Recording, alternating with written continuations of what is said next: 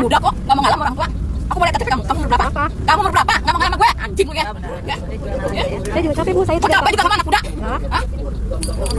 Nggak mau ngalah ya? Biarin Bu. Kebiasaan Bu dia. Aku kan duduk di kursi pelari. Masalah nggak prioritas. Ibu tahu nggak kalau misal orang lagi nggak enak badan? Tahu nggak? Gue nggak mau tahu. Ya udah, saya juga nggak mau tahu Ibu. Nggak mau tahu gue. Ya udah. Nggak mau apa. Bu menengah muni wae. Berisik, Bu. Kalau dilihat dari ibu-ibu ini ya, ibu-ibu ini mirip yang ibu-ibu PTBH baju hijau itu nggak sih? Ya nggak, guys? Ini mirip loh, cuman tapi ini lebih aneh lagi nih guys. Ini lebih aneh menurut saya nih. Anehnya gimana? Jadi Jangan mentang-mentang ibu ini lebih tua daripada anak-anak yang ada di hadapan ibu. Ibu terus memperhatikan, namanya itu adab. gimana caranya supaya Bukan hanya mengenai kursi ya, bukan hanya mengenai ibu supaya duduk di kursi, tapi juga Ibu harus memperhatikan bagaimana caranya menerapkan adab kepada orang lain ataupun anak-anak yang masih di bawah umurnya ibu. Bukan mengenai KTP ya, saya harus lihat umurnya berapa, nggak usah dilihat, dari mukanya aja kelihatan ibu lebih tua kok. gitu istilahnya gitu ya. Nah, kalau mau lihat masalah umur ya udah nggak usah dilihat lah ya, tapi lihat adabnya. Bagaimana cara ibu meminta Yang benar kepada anak tersebut. Mintanya kalau yang benar sih, misal contoh nih, ya minimal kayak Permisi dek, boleh nggak tukeran dulu, saya pengen duduk, kayak gitu loh. Nah, atau permisi Kak, boleh nggak saya numpang duduk sebentar aja habis itu gantian lagi. Banyak cara gitu loh. nggak harus memaksa gitu ya. sampai ini kita priwe lah, bobo, habis itu boy, semua orang mikir, Kudune kan mikir.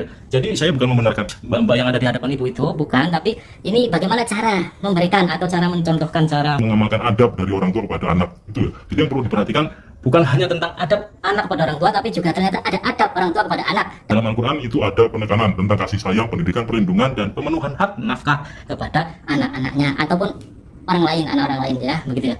Kewajiban utama meliputi memberikan nama baik, pertama mendidikan akidah dan akhlak. serta berlaku adil ya. Ada dalam surat At-Tahrim ayat 6, menjaga keluarga dari api neraka ya. Anfusakum wa ahlikum naro. Jadi itu dalile. Jadi metu Al-Qur'an ya. Nah, gini kita belajar sekalian ya. Jadi pendidikan dan Nafkah itu penting gitu ya. Buat orang tua kepada anaknya, bukan hanya menuntut anaknya supaya baik, tapi Orang tua juga harus baik kepada anaknya gitu loh. Ataupun anak orang lain lah intinya.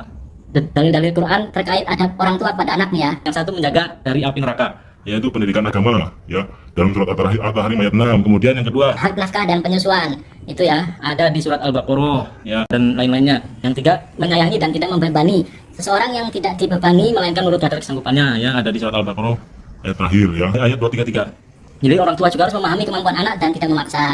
Kemudian yang keempat Pendidikan berbasis tauhid ya. Itu ada di surat Luqman ayat 13 sampai 19 Ya, kisah Luqman mengajarkan tauhid, sholat dan akhlak pada anaknya.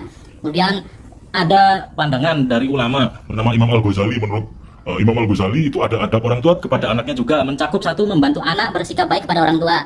Yang kedua, tidak memaksa anak melebihi kemampuannya. yang ketiga tidak